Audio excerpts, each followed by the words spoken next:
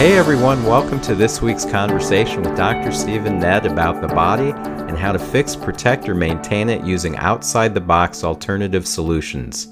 If you're a big fan of the pharmaceutical or surgical approach, you are so in the wrong place, because on this podcast, we're not going to be pushing the conventional medicine methods or way of thinking about health. If you're looking for another way to live longer and healthier, join me, Ron Ned, and my brother Dr. Stephen Ned for this week's body chat about cholesterol. Me? I'm a retired Twin Cities chiropractor currently helping people buy and sell homes in the Tampa Bay and Los Angeles areas. My brother has a thriving chiropractic practice in the Clearwater area of Tampa Bay, Florida. In this podcast, we're going to chat about all sorts of topics related to health, nutrition, exercise, just about everything having to do with the body. You're invited to listen in to our body chat, but don't forget that neither of us is giving you health advice, so don't rush off to do something without either checking with your doctor first or seeing Dr. Stephen Ned as a patient at his office. Good evening, Steve. Good evening, Ron. I'm really excited about this episode. I've put a lot of time, a lot of hours into this, and I learned a lot of new information on cholesterol that I didn't know before. And I'm really looking forward to sharing this incredible information with everybody. Excellent. All right, so then let's start off with something very simple. What is cholesterol? Well, cholesterol is the most controversial nutritional substance there is. It's the most widely publicized substance by the medical profession, and it has created more confusion than any other substance, especially due to the fact that it strikes terror into the minds of misinformed people. Cholesterol does play both vital and detrimental roles in our health, but I'm here to tell you that it in itself is not the evil villain it has been portrayed by the medical profession, and especially the pharmaceutical companies that produce cholesterol-lowering drugs. Okay. Now, I know that's quite a bold statement, but I just wanted to get everyone's attention right from the start so that as we go through this podcast, you'll come to learn why that is and the truth behind it. All right, good. So now, cholesterol actually is a hard, waxy, fatty substance that is essential to your health. It can be made by the body or come from foods. Mm-hmm. And about 75 to 80% of it is actually produced by the body, primarily by the cells and the liver. The only foods that contain cholesterol are animal sources, including eggs, meat, dairy products, fish, and shellfish. All right. And half of dietary cholesterol is absorbed, and the rest passes through unused. Now, here's an interesting stat. About 70% of people in affluent populations of the world, when they increase their cholesterol consumption, it triggers reduced cholesterol production in the body due to a protective feedback mechanism that regulates this in the body. The other 30% of the people have inadequate feedback, and it's likely in those places that toxins in food, air, water, and the environment are causing this. So it's recommended that everybody does periodic cleansing and detoxifying to ensure all their body systems are working optimally without interference. Plus the fact that it's very difficult to detect who falls into each of these categories. All right, so what you're saying is there's a normal feedback mechanism in the body so that if your body's getting more cholesterol in the diet, it will start producing less of its own. And 70% of the people that works in, the other 30% it doesn't because of too much toxicity. They need to do like a liver cleanse or something that would actually get their body functioning more normally. Exactly, yeah, because your liver is your main filter and it has to handle those toxins. So it already has 500 jobs to begin with. If it has to deal with a whole bunch of extra toxins, then that mechanism of handling the cholesterol balance doesn't work quite so well. That makes sense. Mm-hmm. Okay. In what ways does the body use cholesterol? Well, for one, it helps to keep our cell membranes healthy. And the membranes are responsible for cell fluid balance, nutrient exchange, especially with minerals like sodium and potassium, go in and out of our cells, and also toxin management. You see, membranes are like bouncers at a bar. Their job is to discriminate who can enter and who must leave to keep things in balance. Okay. And the other things that cholesterol is needed for is the production of steroid hormones. Mm-hmm. The sterol part of cholesterol is used to make your steroid hormones, including your male and female sex hormones, estrogen, progesterone, and testosterone. All right. And there's also two important adrenal hormones that cholesterol is needed to make. One is aldosterone, which regulates water balance via your kidneys, and cortisol, which regulates blood sugar balance, inflammation, and chronic stress. So it's important for your cholesterols to be elevated at certain times when you're under lots of stress, and it's not good if they're too low. And we'll get into that a little bit later. Now, when you're saying elevated or too low or whatever, are you talking about the level of cholesterol in the bloodstream? Yes. Okay. Another thing that cholesterol is needed for is vitamin D. Your body makes it from cholesterol and sunlight. And so, as you know, it's needed for a healthy immune system function, mental health, and it also regulates calcium and potassium metabolism. The other thing that's really interesting is the chole part of cholesterol helps to make bile and bile acids. And bile is stored in your gallbladder and then breaks down fats and oils in the small intestine, while excessive cholesterol is discarded as bile acids through the intestines with the help from fiber. A couple more things. Cholesterol is made by the glands in your skin, and it helps to cover and protect your skin against dehydration, cracking, sun wear and tear, wind, water, and it also helps your skin tissue heal and prevent infections. Wow. Yeah. And believe it or not, it acts as an antioxidant when your body's vitamins and minerals are low. And we'll get into the ramifications of that later, because that's when cholesterol can actually be detrimental. Okay.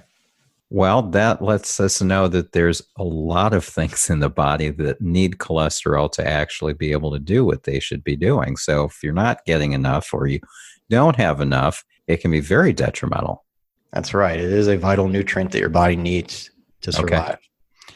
So then why is there cholesterol in the bloodstream? Well, first of all, the average human body contains about 1/3 of a pound or 150 grams of cholesterol. Most of it is found in our cell membranes, and only about 7 grams, which is less than 1/20th of the total, is carried in the blood.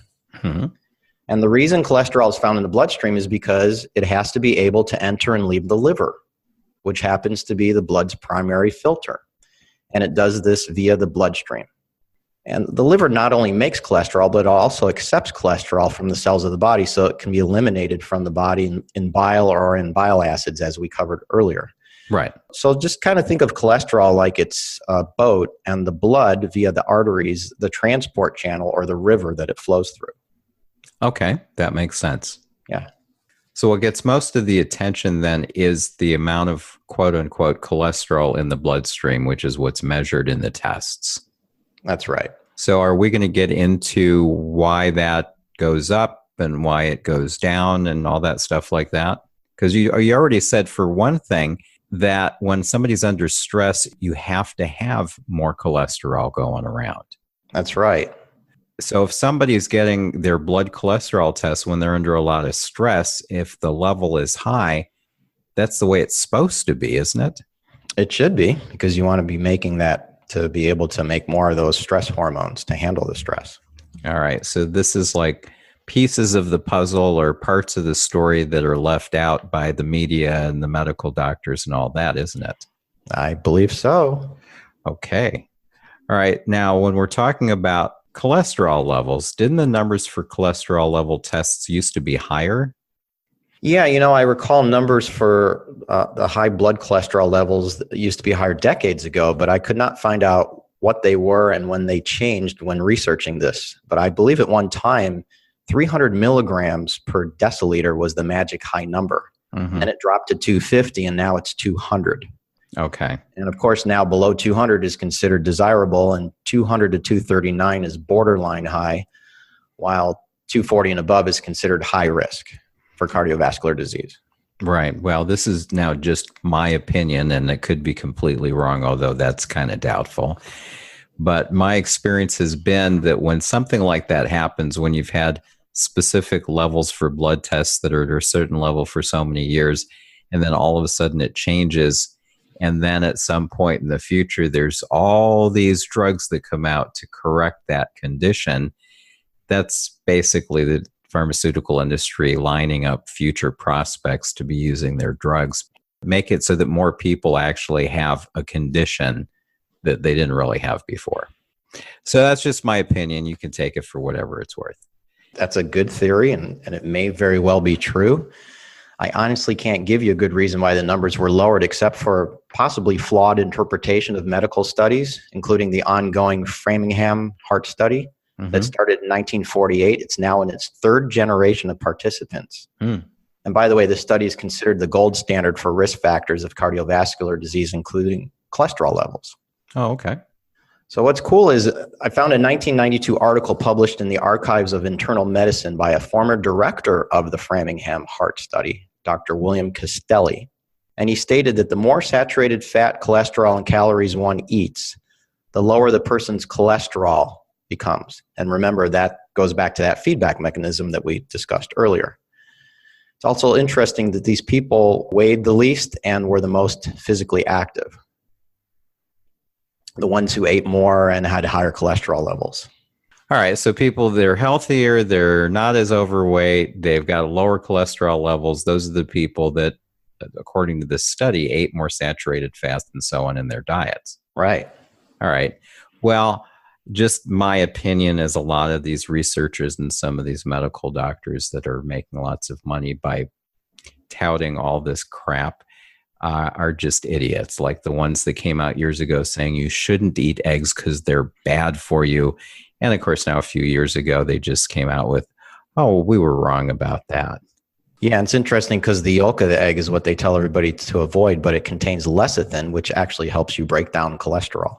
Of course. Yeah. That's why I said they're idiots. All right. So now what about HDL and LDL, high density lipoproteins, low density lipoproteins? What are they and how do they have to be viewed when you're considering cholesterol levels? Well, I wanted to go over one more study on the last thing that we were talking about.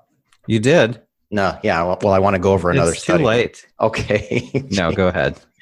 All right. Well, there was another study published in 1992 in the British Medical Journal, and it analyzed 26 cholesterol-lowering trials prior to the advent of statin drugs, which we'll discuss later. And there were about 60,000 people who lowered their cholesterol by various means, and the incidence of heart disease among them was compared with the rate in about 54,000 people who made no attempt to lower their cholesterol levels. So in the treatment group, the people that actually tried to lower their cholesterol, there was only 0.3% fewer non-fatal heart attacks, the same number of fatal heart attacks, and actually 0.3% more deaths from other causes. So it was negligible. In other words, didn't make any difference. Yeah, lowering blood cholesterol levels does not reduce mortality or death rates and is unlikely to prevent coronary heart disease. That's what they found from 26 studies and tens of thousands of people. So any claims that so-called medical authorities push on the public about lowering total cholesterol levels can reduce heart disease and prevent death are based on a few cherry-picked trials that show a slight relationship, but nothing overwhelming. So we're basically talking about a myth here. Yeah, no, we're talking about a pharmaceutical PR campaign. Again, just my opinion, not anything to do with you or your license to practice. My personal opinion only. Yeah, for more juicy details on this, I recommend two articles on Dr. Joseph Mercola's website, mercola.com. One is called Debunking the Myth About High Cholesterol Levels, and two, the cholesterol myths that may be harming your health. All right. And if I remember, I'll make a note right now so I'm going to put links to both of those in the podcast notes. Okay. By the way, Dr. Mercola is a medical doctor, but he's got lots of guts, and he talks about things that aren't normally in the standard media. And he also talks about alternative approaches to health. Yes, he is very good. And maybe someday we'll be able to get him on your podcast. Yeah. Okay. So now moving on, what about HDL and LDL, high density lipoproteins and low density lipoproteins? What are they and how do they have to be viewed when you're considering cholesterol levels? Okay, good question. HDL is a carrier molecule for cholesterol, and it's simply a molecule that transports cholesterol to the liver, while LDL, also a transport molecule, transports cholesterol away from the liver. Okay, so one takes it in and one takes it out. That's right. And they're part of a lipid panel blood test when checking the various fats in the blood. And this panel also includes triglycerides, which are the main kind of body fat that we have. Okay. So HDL has been called the good cholesterol because some statistics show a correlation between high HDL levels and low heart attack numbers. Okay. LDL has been viewed as the bad cholesterol and is a better risk factor for cardiovascular disease than just total cholesterol. So the HDL goes in the liver, the LDL comes out of the liver, right? Yep. And the HDL is considered good, and the LDL is considered bad. Yes. So innies are good and outies are bad. All the belly button people in the audience can now rejoice. So now, what does heredity have to do with cholesterol levels? Well, heredity can play a role, but it is not prevalent in a large percentage of the population. And one genetic cholesterol disorder is called familial hypercholesterolemia, which is a defect on chromosome number 19. This makes the body unable to remove LDL cholesterol, the bad cholesterol, from the blood, making the LDL levels very high. And it can be associated at an early age with both heart attacks and a higher rate of narrowing of the arteries from atherosclerosis. All right, so that's a hereditary condition. Yeah. And globally, there's about 10 million people out of 7.5 billion worldwide that have it. So that's about 0.13%. Okay. Yeah. Now, what causes cholesterol to build up in blood vessels? Well, that's the million-dollar question because there's lots of theories out there about why this occurs, but there is no definitive answer yet. Yeah. So I'm going to go through some of the theories. Okay. And the hottest one out now is chronic inflammation. You see, the inside lining of your blood vessels become injured and inflamed due to, let's say, an infection, or smoking, or exposure to too many pro-inflammatory foods like sugar, flour, or increased omega-6 vegetable oils, or a lack of anti-inflammatory foods and healthy lubricating fats and oils like omega-3 fats, Okay. or other conditions including stress that cause inflammation. So what happens is then cholesterol then builds up to fill in the injured areas and it eventually turns to plaque. Yeah. Another theory is increased exposure to free radicals that can also damage the arterial walls, leading to cell deposits, which are part of the body's attempt to repair them. Now, free radicals are atoms or molecules that have an odd number of unpaired electrons and are formed when oxygen interacts with certain substances. And after formed, they can create a chain reaction in the body like dominoes and can really damage cell membranes in the DNA. Okay, good. I'm glad you clarified that because I was getting concerned we were veering off into the political debate. No. All right, so free radicals is the second one. Didn't you say there was a third one? Yeah, I'm getting to that, but I have a little bit more on free radicals. Okay. And so to prevent free radical damage, the body has a defense mechanism of antioxidants which interact with and neutralize free radicals by donating electrons until they become stable again. Oh, that's interesting. Yeah. When there are too many free radicals and not enough antioxidants to neutralize them, a condition called oxidative stress occurs, and the domino effect of tissue damage becomes more likely that we just talked about. All right. So basically, you've got free radicals that come from hostile countries over in Eastern Europe and invade the body, and they leave some of their electrons back at the border when they cross over.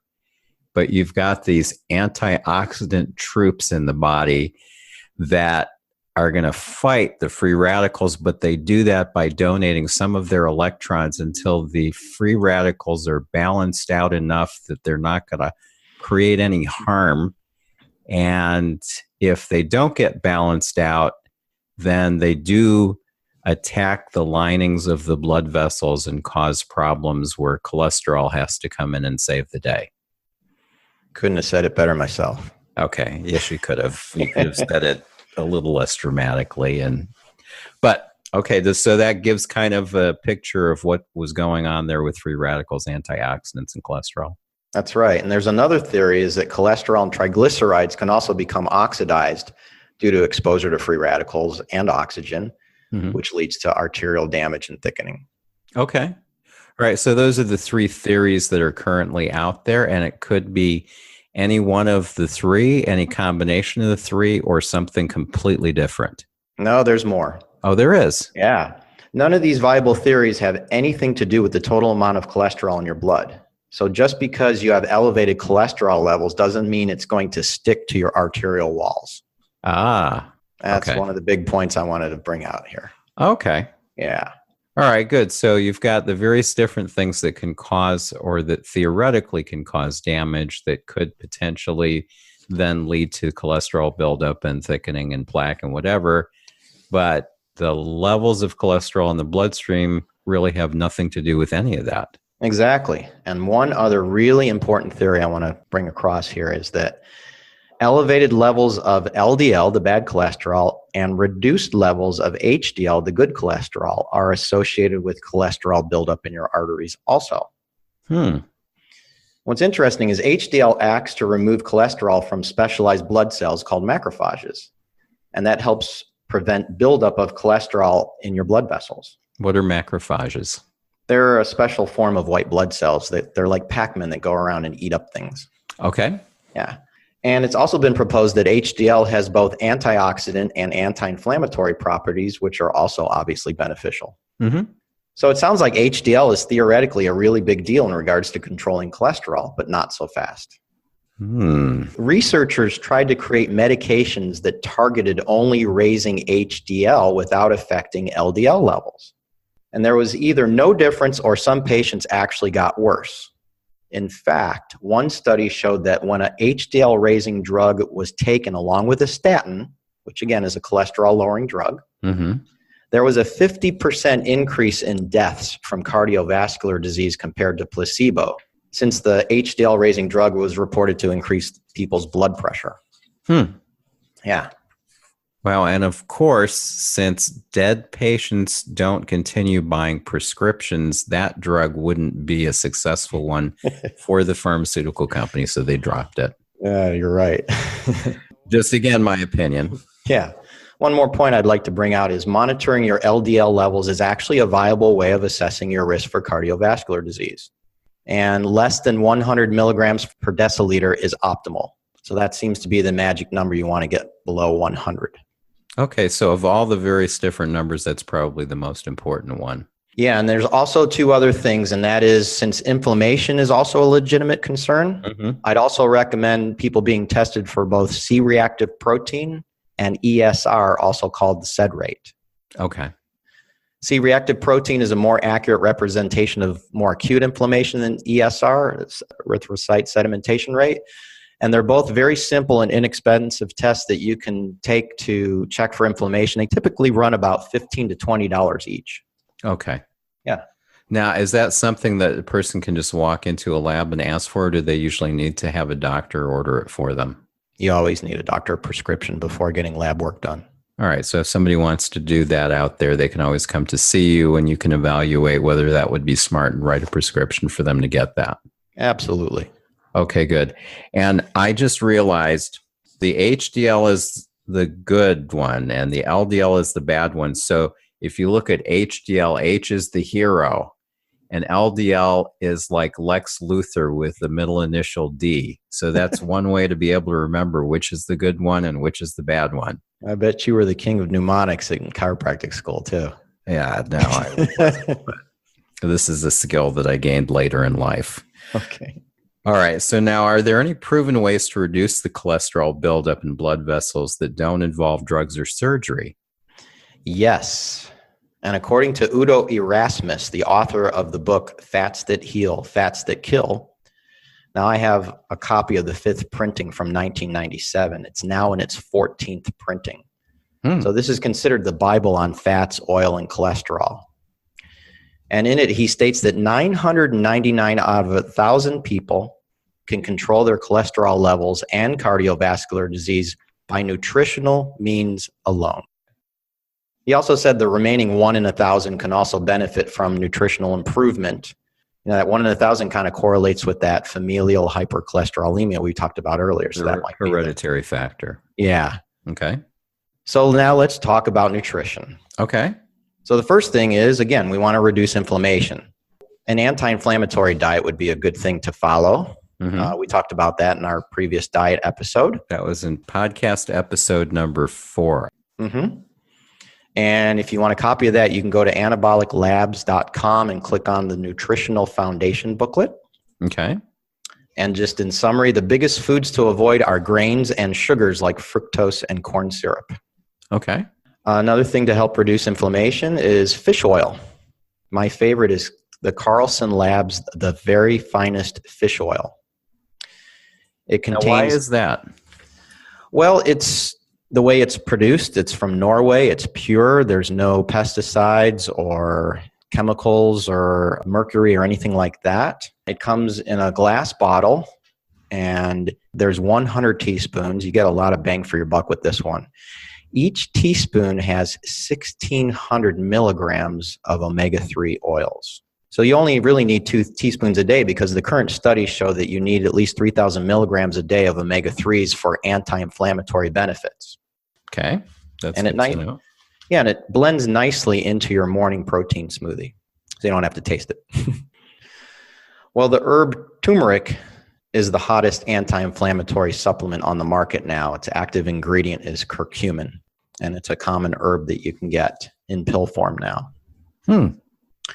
In addition, there are enzymes that when you take on an empty stomach are really helpful. One of the top brands is called Wobenzyme, and we've used that for years for inflammation. Right. I remember that. Yeah. Sounds like a city in Wisconsin. It's actually made in Germany. Is it? Yeah. Oh, okay. Yeah. Of course, resveratrol, which comes from red wine, grapes, and chocolate, there's some evidence that shows that it's more potent as an anti-inflammatory agent than non-steroidal anti-inflammatory drugs like aspirin and ibuprofen. Wow. Yeah. And then just a couple more. Ginger's really good. Flaxseed oil is a good vegetarian source of omega-3s. So people that are vegetarians and they can't take the fish oil, they can use flaxseed oil. Okay. And one nice little nugget is that small amounts of dark chocolate have been shown to boost systemic inflammation reduction and boost heart health, which is probably because it has a little resveratrol in it. All right. So the one takeaway from this entire podcast episode is eat more dark chocolate. I said small amounts. Yeah, well, okay, whatever. Now let's talk about antioxidants. Okay. Yeah, the traditional ones are vitamins A, C, and E. Mm-hmm. And one really important thing is make sure you avoid buying the cheap synthetic form of vitamin E. It's called DL-alpha tocopherol. And it has known side effects likely due to the fact that it's derived from, of all things, petrochemicals. Yeah. So D-alpha tocopherol is the naturally occurring form. And it's even better if you get this with all the mixed tocopherols. So that's alpha, beta, gamma, and delta. And that's what we recommend. Okay. The minerals zinc and selenium are also outstanding antioxidants. Mm-hmm. And believe it or not, resveratrol also has antioxidant properties as well as anti-inflammatory. Okay. Yeah. Glutathione is a liver antioxidant that's best taken as N-acetylcysteine, NAC, which then gets converted to glutathione in the body. It's easier to assimilate that than pure glutathione. Okay. Another one I love is pomegranate. One study showed that taking pomegranate can cause a 35% reduction in arterial thickness and a 45% improvement in carotid artery blood flow. Wow. Yeah. It also improved blood test markers related to LDL oxidation by up to 130%. So it can lower your LDL levels too. Interesting. Yeah. And so what I've done is I've saved the best antioxidant for last, and that's vitamin C. Okay. It's not only a great antioxidant and immune booster against infections, but it's also necessary for the production of the proteins collagen and elastin, which keep our arteries and other tissues strong. So what happens is when you have a lack of vitamin C, it results in weakened arteries and potential bleeding due to them rupturing. This is also called scurvy. And the real anti-scurvy component of the vitamin C complex is rutin. And rutin's especially high in buckwheat, and we have a supplement from Standard Process called Cyruta Plus. And anybody that bruises easily or has any of these types of issues, we always recommend that. Right. So the deal is make sure you take vitamin C, not just ascorbic acid, along with its bioflavonoids, which include rutin. Otherwise, you don't get that benefit from just pure ascorbic acid. I'm just looking at my bottle in front of me. Mine's got ascorbic acid, rose hips, acerola, cherry, and bioflavonoids, but it doesn't say rutin. Is it supposed to say rutin specifically, or is that coming from one of those other ones? I think it's grouped in because there's several bioflavonoids, rutin, hesperidin, and quercetin. Yeah, because it says bioflavonoid concentrate from citrus. Yeah. Okay, good. Yeah. And then one more nice nutrient is niacin. Mm-hmm. Believe it or not, there was a study called the Coronary Drug Trial from 1965 to 1974. Okay. What they found is it raised HDL levels. It lowered LDL and triglyceride levels. And believe it or not, niacin is considered the most effective FDA-approved means of raising HDL levels. Interesting. Yeah, that's something I did not know. I didn't either. Yeah. Now, do you think niacinamide would have the same type of result? Niacinamide is the version that some people take because when you take niacin, you get a flush. You get red all over and all that stuff like that. Niacinamide is the version of niacin that doesn't cause the flush. That I don't know because they didn't specify in those trials which form they used. But they said niacin. Yes. Okay, so they didn't say niacinamide. Yeah, so it's more likely niacin. Correct. Yeah. Okay, good. So then, were there any more? Yes. I'd like to also add in chelation. And there's two ways of doing chelation. You can do it orally, which is a slower daily process.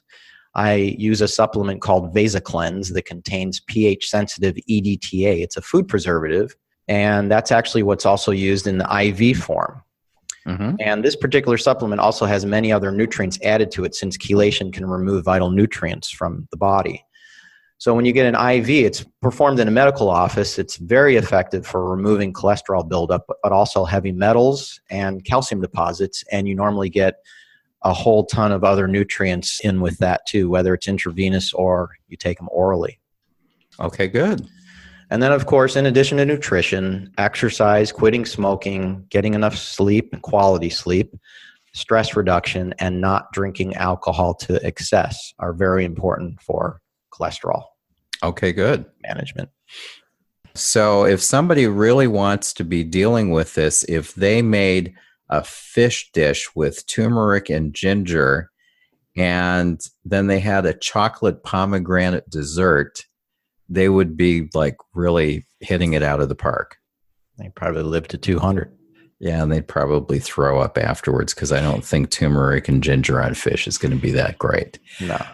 Okay, good. Now, I've heard that doctors get harassed if a patient has a high cholesterol level and isn't prescribed medication. If someone wants to get their cholesterol blood level down, what natural approaches can they take? Well, obviously, a lot of the things I just discussed. But in my office, I recommend a supplement called Coles Plus. Mm-hmm. And this contains all incredible natural nutrients that lower blood cholesterol very effectively and very quickly. I've had people where they came in and it was like 275, and within a few weeks, we got them down to 200. Wow. One of the big things it contains is red yeast rice. And believe it or not, they use red yeast rice to make statin drugs. Ah, yeah. Interesting. So this also contains CoQ10, which we're going to talk about in a little bit because statins can lower CoQ10. And this contains polycosanol and inositol and a few other things that have been shown to lower cholesterol, but it's all in one bottle. So I've used this for many, many years with terrific success. That's great. Yeah. We are going to need to have some kind of a list because people are going to go, is the DL alpha or the D alpha tocopherol, and what is this and what is that? So I think we're going to have to do that for people. Yeah.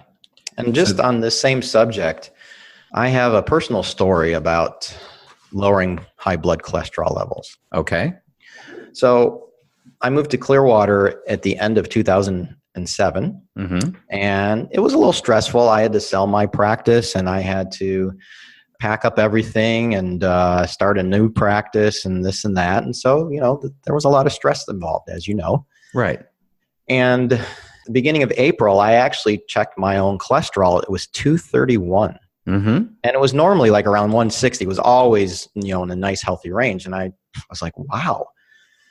So I just decided over the course of a week that I wanted to do things to lower my stress, really focus on getting more sleep.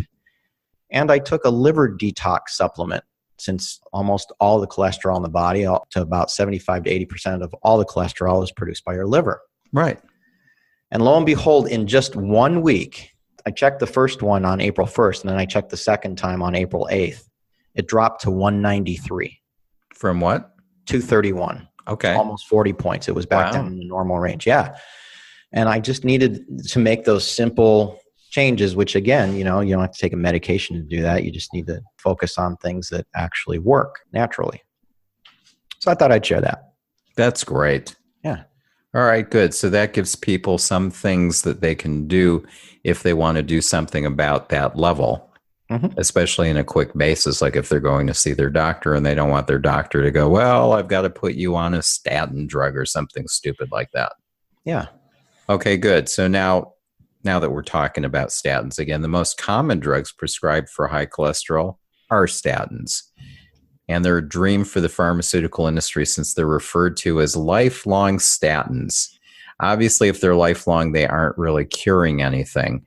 But what are some of the actual side effects of these drugs? Well, there's many who joke that statins should be added to the drinking water because so many medical doctors prescribe it along with aspirin to their patients. So obviously, I don't go with that. No, it's not a funny joke either. No. But lipid regulators, mainly statin drugs, are actually the most prescribed medications by class, with more than 255 million prescriptions filled. And this is in the year 2010. And now that number continues to rise. Now, is that in the United States or worldwide? Do you know? United States. Okay. Yeah, they reduce an enzyme called HMG coenzyme A reductase, which the liver normally uses to make cholesterol. And the downside is the list of potential side effects from statins, which is shocking to say the least. So let's start with this. Give us some of the worst ones. Yeah, statin myopathy. And I see this from time to time. I actually had a patient last week that basically has this. And it includes muscle pain, tenderness, and weakness. It's likely due to the fact that statins reduce the vital nutrient called CoQ10, which is also called ubiquinol. And reduction of CoQ10 not only results in muscle soreness and weakness, but also fatigue because your cells need that for energy production. And it can even eventually result in heart failure because it's a vital component for normal function of the body's muscles, including the skeletal muscles and cardiac muscle, which your heart is mainly composed of. Okay. Yeah. CoQ10 is also helpful in reducing high blood pressure, one of the highest risk factors for cardiovascular disease. Right. So what I'd like to share now is there was a Cleveland Clinic Journal of Medicine in June of 2011 that had an article that stated that statin myopathy is a common dilemma not reflected in clinical drug trials, but it is common in clinical practice. In fact, the overall frequency of adverse side effects relating to statin usage is only 5% in clinical trials, whereas it's upwards of 20% in clinical practice. All right, so let me get this straight. So this is something that's happening in about 1 out of 5 people based on what doctors see in their offices, but in the research studies, it was almost non-existent. That's right.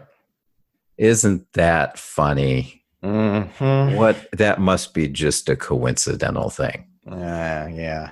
Well, what really bothers me is that many countries, including Canada, require doctors to recommend CoQ10 when prescribing statins. But for some unexplained reason, the United States FDA does not. And if a patient comes in taking statins, I always educate them on adding at least 200 milligrams of standard CoQ10 or 60 milligrams of the gel form of CoQ10 on a daily basis to prevent deficiency side effects. So, my hands are tied because I cannot prescribe or take people off prescription drugs. So It's up to them and their doctor as far as continuing to take these drugs. Yeah, and the problem is that all of the scare tactics that are used, people are afraid if they stop taking them, they're going to drop dead like the next day. And so, it's just evil. Anyway, that's my opinion again. Okay. So continue. Yeah, I've got more to share on this. I mean, that's just one thing that statins can do. There was a study in the Journal of Toxicology in September of 2013 that found evidence that statins break down the structure of tendons, leading to tendon ruptures in the body. Yeah, and there was a study in cancer epidemiology biomarkers in July of 2013 that found that statins cause disruptions leading to breast cancer. Wow. Yeah, and recent evidence is showing a potential association with an increased risk for Lou Gehrig's disease. Not good. No. So other things include an increased risk of polyneuropathy, which is nerve damage that causes pain in your hands and feet and trouble walking. And it can cause dizziness, decreased immune function, depression, liver problems, including elevated liver enzymes. And that's why your liver enzymes are always monitored regularly when you're on statin drugs. Mm-hmm. Now, one more really important point I want to cover is the extreme danger of having too low cholesterol levels, which can absolutely result from taking statin drugs. Okay. I'll give you an example. I had a patient come in one time and he was bragging, and his doctor was bragging about how he got his level down to 100. Mm-hmm. I mean, it should really never go below 150. And I mean, that's dangerous. There's dozens of studies out there that show a connection between low or lowered cholesterol levels and violent behavior. And why is that? Well, because lower cholesterol levels may lead to lowered brain serotonin activity, which may in turn lead to increased violence and aggression. Wonderful. Yeah. There was a large Dutch study that found that men with chronically low cholesterol levels had a higher risk of having depression. Mm-hmm. And there was a Canadian study that found that those in the lowest quarter of cholesterol concentration had more than 6 times the risk of committing suicide as did those in the higher quarter. Wow. Yeah. Some other studies have found that low cholesterol levels are also associated with higher cancer risk and Parkinson's disease too. Well, if we go back to what you said at the very beginning, if people want to, they can always go back and replay it. All the things that cholesterol play a part in the body's functions. I mean, if you just look at all of that, and if you don't get enough of it or it's too low in the body, you're going to have problems with all those things. Absolutely. All right.